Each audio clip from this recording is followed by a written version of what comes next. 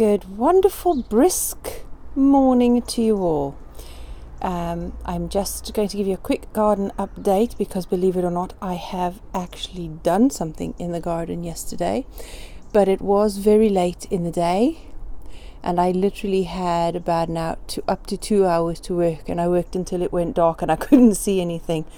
So here we go. It's a very frosty morning, but it's not as hard as it was yesterday. Yesterday was a much harder frost, and it looks like until Friday things are going to warm up slightly before we get rain for the weekend. So I'm glad I did what I could yesterday. I'm not going to get any chance to do gardening today, and probably not tomorrow either. So I'm glad I grabbed what little chance I did, and I wasn't even dressed for gardening. I was still in my going out clothes, but I worked daintily to avoid ruining my clothes. But I did get some jobs done. Under here things are struggling a bit. It's a bit dry. I need to water, but I didn't dare water last night when I was doing the gardening because I knew that there'd be frost this morning, and the worst thing I could do would be to water things in the evening before there's frost in the morning. It would just freeze the roots. So there's a lot of tender stuff out here, and I was not going to take that chance. So I'll have to do that as soon as the frost starts lifting a bit more this morning. Things are dry, as you can tell from that kale. It needs water. We haven't had much rain at all since we had those torrential rains earlier in October. We had, I think, a week of wet weather, some very wet, and then it's been dry since. We've had nothing here. So, yeah, I'm going to have to water. The front garden is still okay. It looks like it probably could do with some water as well. However, I spotted a lovely big mushroom in the front garden yesterday in between the wood chips by the plants, and I thought, well, that indicates that it's not too dry, it's not too cold, and that was even with a hard frost in the front, and that mushroom hadn't even started going slimy and melting. So I think that was a good sign. The front garden is healthy enough to be resilient anyway. My fennel, I'm very glad, is still going. It looks really lovely. Whether they actually get bulbs and fill out, I don't know, but I still use the foliage, and if it flowers, I'd use the flowers anyway as well. They seem to be all right under there. It's cold. I mean, it's not a greenhouse under here by any stretch of the imagination, but it's kind of cover, so they're surviving. Leeks are almost ready to go out, but what I'll do is I will make a hole and fill it with fresh compost so that it's warmer, and then I will mulch with a couple of inches of compost around them when I've put them up, so the soil stays a little bit warmer. These are all surviving the attacks that we had from all the caterpillars. I still keep shaking the plants a bit for the caterpillars to fall off, because they're easier to spot against the compost and pick them up. And that's exactly what I did yesterday, actually. I literally did go around all my plants shaking them until the caterpillars fell off. Oh, and I spotted a few that survived. Look at that. Survivors. I'll get them in a minute. But yep, look at the frost. It's a light frost. Slightly harder over there, but it's not too bad. It's a pretty good sheltered back garden. I'm still thinking I now need to dig up that black currant over there and move it to the front garden. I don't know. I'll see. I want to keep some of the perennials in the back garden. And I mean, that to me is an obvious edible, and putting that in the front garden in hard times would just invite people to steal them. Although I wouldn't mind sharing, but the people who need it most won't be the ones who get it. I did, yes, I went through all of the brassicas yesterday, and as I said, there's a couple that have, look at that, a couple that have actually survived. So survived the getting rid of yesterday. I put them, actually, I couldn't bring myself to kill them, I just popped them in the bucket with the rest of the dead leaves that I was tidying up. No more. And there's their defense mechanism, pooping on you. And I put them in the compost. I will leave the critters and insects and things to dispatch them naturally as is meant to in their environments. But I'm not going to do them harm. They feed the birds, so I'm not going to hurt them. And this is the compost pile I made yesterday because, as you can tell, those leaves are scorched by the frost yesterday, the hard frost that we had. So the yakon finally succumbed to the frost. This is looking rather bare because I did cut down the yakon. As you can see, the rest of it, this was healthy last night, and that's just succumbed to the frost now. So I will lift that tube and shake out all the tubers, and I will replant the plantlets for next year. I also, as you can tell, the damage on these Brussels sprouts. I doubt even I will get any Brussels sprouts because the caterpillars were right in the elbows. So we'll see what happens. I've cleared out as much as I possibly could, checked every leaf, checked every fold, because as much as I love nature and caterpillars, I have to grow food for my family. You know, I want to be able to provide fresh, wholesome food from my garden for my family. So yes, I love nature and I will feed nature, but if the annuals particularly are always more susceptible to pests and diseases because they have been bred for tenderness. And of course, if it's tender to us, it's tender also to the pests and susceptible more to the diseases because they're not the hardy ones that nature had created in the first place. So they're not as hardy and resilient. That's why perennials are always better. But we like our annuals, and there's a lot of nutrients in them and a lot of satisfaction, and so I'm going to continue growing my annuals here, and I will surround the rest of the garden in perennials. So hopefully there's a balance. But I do need to have more protection up. This is only a mild frost. Winter isn't even here properly yet. So I will have to cover these beds somehow.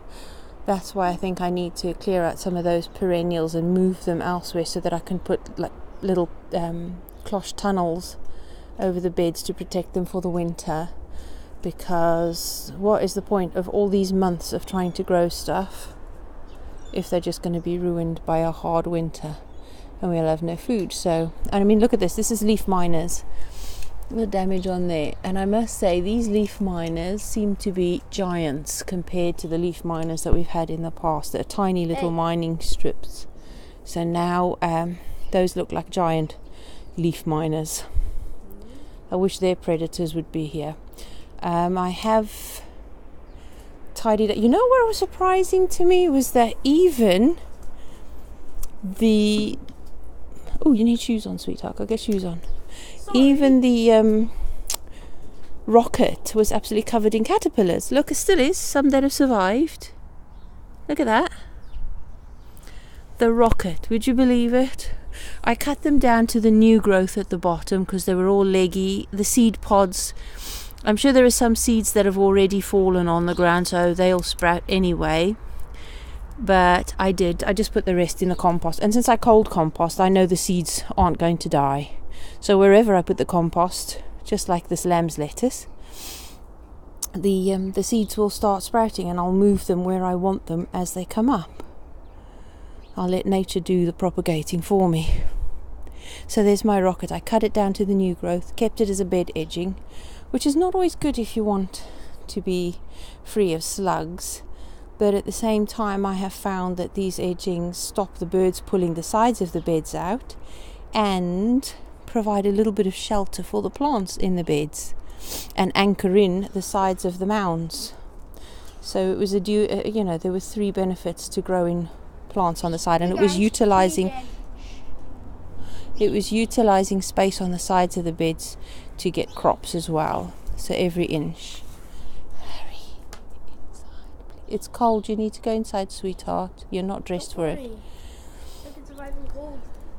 So, yeah, there's Buttons. She's leading us on the tour. Go on then, girl. Show us where we're going. Okay. Next part is there we still have the Nepalese cabbage seeds. There's still beetroot to be harvested. There's leaves. I leave some beetroot in so I can continue harvesting leaves for smoothies and salads. I have harvested one of the parsnips at the weekend so I could make soup. And it wasn't very big and long. It was adequate. It did fork and have a few extending little roots, but I used them anyway. Sorry, I just chucked that caterpillar in the compost. Comment down below. I used if you could figure out the forked roots anyway. I just brushed them. I did just scrub and chop up the forked roots on the parsnip into the stew. And look at that, another swede, beautiful. That's practically the only two of the swede that grew. The others haven't really, like that one at the back over there, that didn't do very well, and that one seems to want to grow but isn't very well. Yeah, that's my art I made out of hazel. Yeah, so things are surviving. Off there. Thank you. Things are surviving the frost. I've tidied up. Things look a bit bare, especially this corner now where things have died down with the grapes. The leaves are finally off, so I'll gather those leaves up and put them around the bushes in the front garden, so there's more leaf litter there to feed the garden there. In the back here I have to be more careful with leaf litter because I'm trying to avoid slugs and snails because of the annual beds. So I will put the leaf litter in the front garden around the other perennials, the woodlandy bit of the front garden, and in the back I will mulch and feed with compost instead of the leaf mold, the leaf litter, to try and protect things. Oh look, first time ever, I have never seen this before. Black fly on the grapes. Poor things. Okay, so anyway, that's where we're at. I'm going to continue doing bits and bobs in between where I can. I've cut down the callaloo because that was looking very sad. The leaves are starting to obviously start yellow, so they're not going to have as much nutrients. There are a few new leaves coming up, so I've left the shorter bits up there so I can, if it still keeps growing leaves, I'll use the younger leaves in the stews and the soups and the smoothies and things. The yakon I chopped down, they will have to be harvested because that's not going to stand the frost in the heavy winter. So those have to be harvested much sooner than the others, but I will do. And I shall continue to tidy and prepare the rest of this bed and protect it. So I will get some tunnel cloches up here soon, I hope, before the rest of the winter sets in, and especially before January, because actually for us January and February are traditionally the worst of the winter months. So I want to make sure that I get protection up before then. Just to be outside.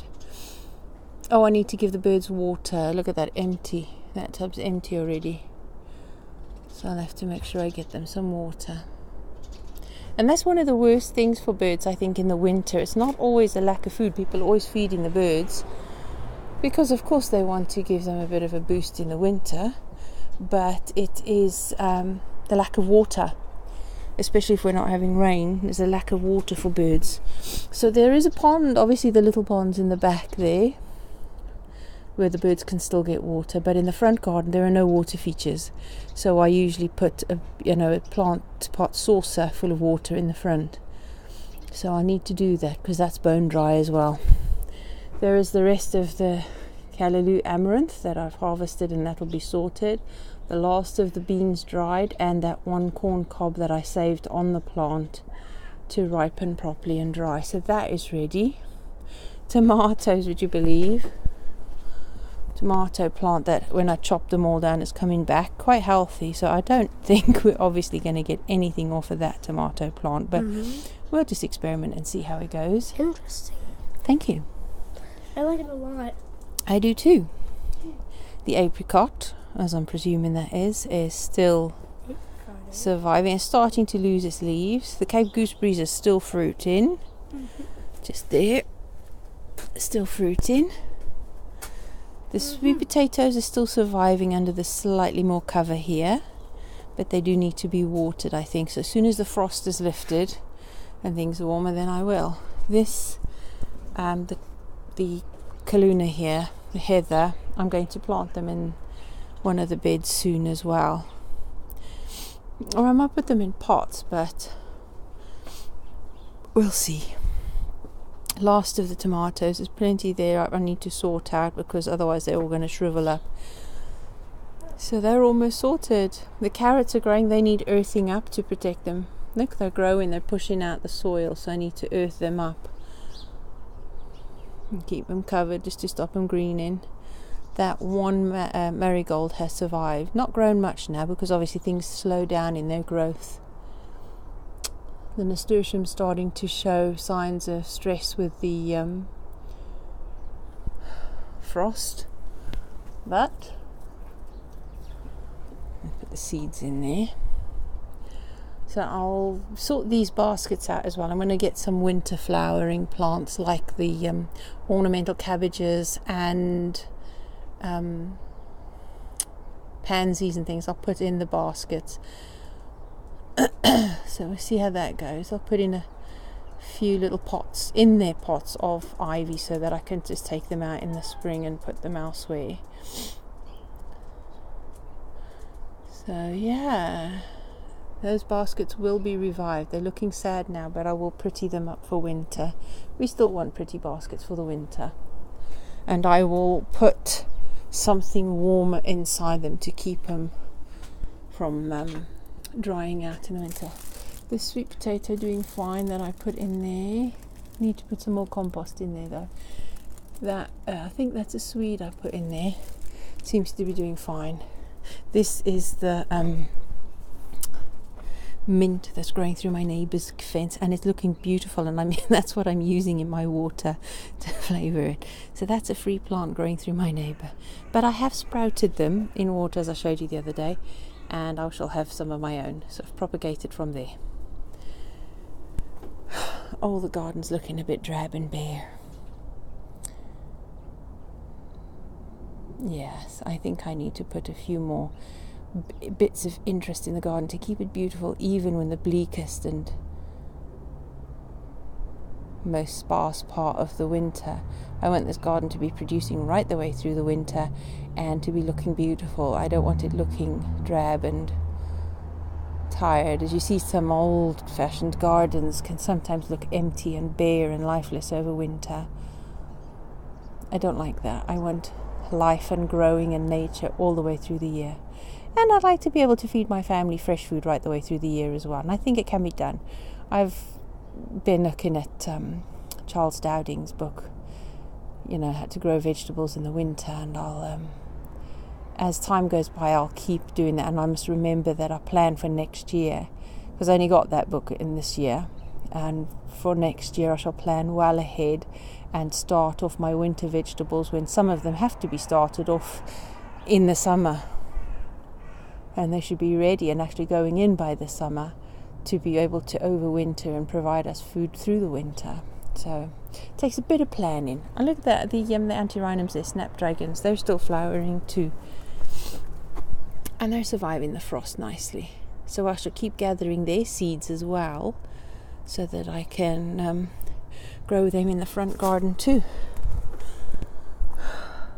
It's getting rather bitter out here, my fingers are going numb, but yeah, so there you are, making hay even when the sun doesn't shine, trying to do the most that I can do with what I've got.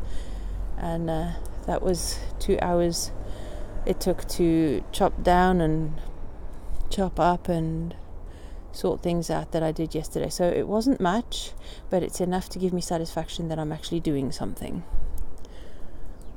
There you go. So my peoples,